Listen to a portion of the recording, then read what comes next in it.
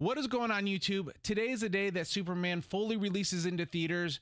Yesterday, it was released in 3D format and standard format, and today is the day that it's released in all aspect ratios. So I took the advantage yesterday and going to see the film. I wanted to make this video yesterday, but I was in the middle of rearranging my studio. As you guys can see, I moved my monitor over to this side. I got a brand new desk for over here, and I ended up putting the TV stand behind me so that I have more room to decorate on these walls. Today, I am making the video around Superman because I was really excited to go see this movie. I know there was a lot of skepticism online. Fans were torn in between James Gunn's Superman and Zack Snyder's Superman. A lot of people are still tearing this movie apart because they feel it's more like Guardians of the Galaxy. A lot of people didn't want a more grounded character, a more relatable character. Everyone feels that Zack Snyder's Superman is more comic book accurate. Now, somebody who has not read the Superman comics growing up, I did watch some of the Justice League cartoons, but I am not one to sit here and tell you what's more comic book accurate, what isn't. Me just being a fan of superhero films in general, in my opinion, I think this is by far one of the best DC movies that I have ever seen. So in this film, we follow Superman and Lex Luthor, who is the main antagonist, who tries to ruin Superman's reputation and discredit him using a message that was sent by his parents when he first arrived to Earth. Now, I'm going to keep this review spoiler free because I know there's going to be a lot of people that want to go see this movie in theaters or in IMAX. So starting with David Cornsweet, who plays Clark Kent, aka Superman, was honestly a perfect decision for this role.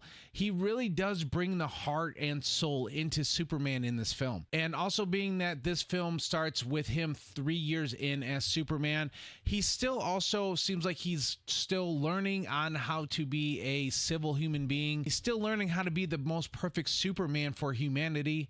So and that's what I mean by when he brings a heart and soul into this character. He really poured everything that he could, creating the best version of his Superman as he could. And the chemistry that was built between all of the characters, like between Clark Kent and Lois Lane, between Superman and Lex Luthor, it was all very well crafted and very well believable, like they've been going at this for years. And I really think you guys are going to enjoy Nicholas Holtz's Lex Luthor. He portrayed that so well. What I enjoyed about his Lex Luthor was that this is a PG-13 movie, but there were points that this movie could have easily turned rated R because of the pure evil acts that he portrayed in this film. I'm not going to give them away, but there is one particular scene in this movie that was kind of messed up and that I was like really wowed at that James Gunn even put it in this film. Now, there was another scene that they said that was going to be in this film, but because they were still trying to keep the PG-13 aspect, they decided to take it out. That Ultraman was going to continuously punch Krypto the dog. And honestly, I'm kind of glad that they took that out because when I was in the theater, there were little kids that came to see this film, and I think that would have been a little much for them to see. And I like that James Gunn pushed the envelope with these other supporting cast members, Nathan Fillion as Green Lanterns, Mr. Terrific, and Hawkgirl. There were points about them that this movie could have been a full-blown rated R, but because David Cornsweet is portraying the Superman as this very heartfelt, kind person and the humanity about Earth, and he's really got this moral sense about him, that these other supporting characters held back on what they really wanted to say to keep Superman in a PG-13 film, but it's just giving me the taste of the future projects that James Gunn has coming. Because I know the Green Lantern series coming to HBO is going to be a TVMA rating, and Nathan Fillion even said himself that there is so much swearing. He thinks he's dropped more F-bombs in the series than he has his entire lifetime. But overall, what I liked most about this film was that James Gunn pulled different aspects of different Superman films. Like the whole suit design was pulled from the original Superman films. There were dark moments of this film that he pulled from Zack Snyder's films, and even the scene where Superman shows up to Lex Luthor's office asking where the dog is. Lex, I tried to stop him. It's fine, Heather. Superman, we finally meet. Would you like a coffee? Where's the dog? Dog?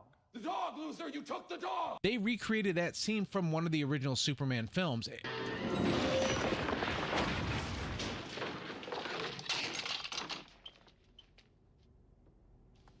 It's open. Come in. And he also pulled a lot of dark moments from the comic books as well. Like I said, I haven't read all the DC comics, but if you've read some of the DC comics, you know how dark that these comic books can get, which to me are almost like foreshadowing for his future projects. And I know a lot of people were not happy about that they chose to put the trousers on the Superman suit. To be completely honest, you don't really notice that in the film unless you're really paying attention. But after seeing this movie, seeing how David Cornsweet portrayed Superman, knowing his morality and his big open heart that he has for humanity, it really does fit him. He is more of that kind-hearted, dorky Superman, which is what makes him a lovable and relatable character. And that is something that I look forward into these movies and introducing all these new characters that are going to be in future projects as well, which makes this movie a memorable movie and which is getting me even more excited for these next projects coming out. I really hope that there are more crossovers with him in these upcoming projects instead of just waiting for a Justice League film.